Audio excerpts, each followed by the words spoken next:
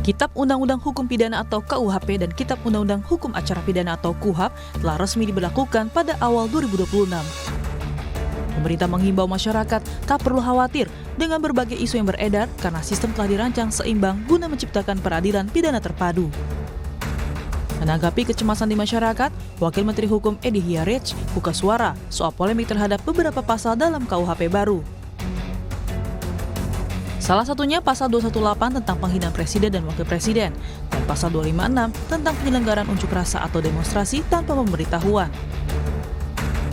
Dalam pasal 218 ayat 1 diatur, setiap orang yang di muka umum menyerang kehormatan atau harkat dan martabat diri presiden dan wakil presiden dipidana dengan pidana penjara paling lama 3 tahun atau pidana denda paling banyak kategori 4.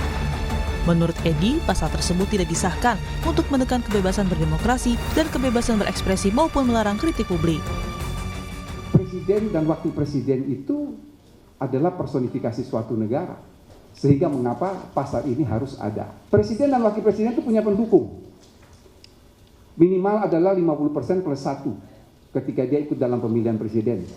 Bapak, Ibu, saudara-saudara bisa bayangkan kalau pendukungnya tidak menerima presiden dan wakil presidennya itu dihina terus kemudian terjadi anarkis.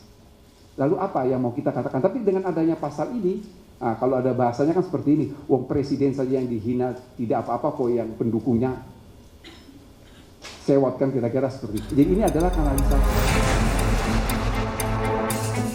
Terkait isu demonstrasi dalam pasal 256, pemerintah menegaskan sifatnya adalah pemberitahuan, bukan izin. Edi menjamin, jika penanggung jawab sudah memberitahu aksi kepada polisi, mereka tidak bisa dipidana meski terjadi keonaran karena kewajiban hukumnya telah gugur.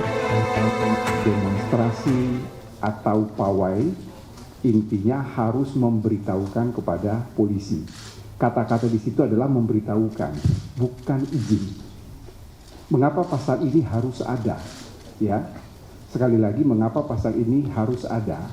Karena ini berdasarkan pengalaman yang pernah terjadi di Sumatera Barat, di mana sebuah mobil ambulans yang membawa pasien itu, dia mati di dalam karena terhadang oleh demonstran.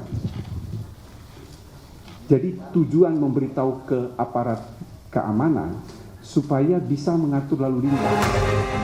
Meski pemerintah berulang kali menegaskan agar masyarakat tak perlu khawatir dengan berbagai isu yang beredar, namun niat baik itu masih menyisakan kekhawatiran bagi publik, terutama terhadap pasal-pasal yang rawan disalahgunakan dan rawan kriminalisasi. Direktur Amnesty International Indonesia Usman Hamid menyatakan KUHP dan KUHAP memiliki peran sentral dalam menegakkan demokrasi. KUHP pidana baru melonggarkan kriminalisasi terhadap warga negara dalam konteks mengkritik pejabat. Dalam sebuah negara yang demokratis, tentu hukum pidana, hukum acara pidana memiliki peran yang sangat sentral. Paling tidak 3 hal: menjaga keadilan, melindungi hak asasi manusia, dan mencegah penyalahgunaan kekuasaan negara. Nah, sayangnya hukum pidana dan hukum acara pidana yang baru saat ini tidak meyakinkan untuk menjamin adanya terjaganya keadilan, perlindungan hak asasi manusia, dan pencegahan penyalahgunaan kekuasaan. Karena itu kami mendesak agar kedua undang-undang ini dibatalkan. Sementara itu, Mahkamah Konstitusi menyatakan siap menindaklanjuti gugatan terhadap KUHP baru yang diajukan ke MK. Tercatat sudah ada 8 permohonan uji materi terhadap KUHP baru yang masuk ke Mahkamah Konstitusi. Wakil Ketua Mahkamah Konstitusi Saldi Isra menegaskan pengujian undang-undang merupakan proses konstitusional yang biasa dilakukan. Sebetulnya nggak ada yang baru ya. Ya kan kalau orang mau mengajukan pengujian undang-undang yang namanya pengujian undang-undang kan sama saja. Mau KUHP baru, mau KUHAP baru, ya kita kan proses seperti biasa. Jadi kita tentu siap untuk menghadapi ini karena ini kan sudah menjadi bagian yang diserahkan ke Mahkamah Konstitusi kalau ada yang mengajukan permohonan. Terdekat hari Jumat kalau saya tidak salah. Besok kita sudah mulai sidang. Iya. Tapi kalau apakah KUHP itu atau KUHAP itu masuk besok, saya harus cek dulu. Pemerintah menjamin KUHP dan KUHAP baru telah dirancang seimbang guna menciptakan peradilan pidana terpadu. Sementara untuk menyelesaikan kendala teknis di lapangan, pemerintah mengatakan masa transisi peradilan baru akan dikawal ketat melalui Forum Mahkamah Agung, Kementerian Hukum, Kejaksaan, dan Polri. Tim Liputan Kompas TV.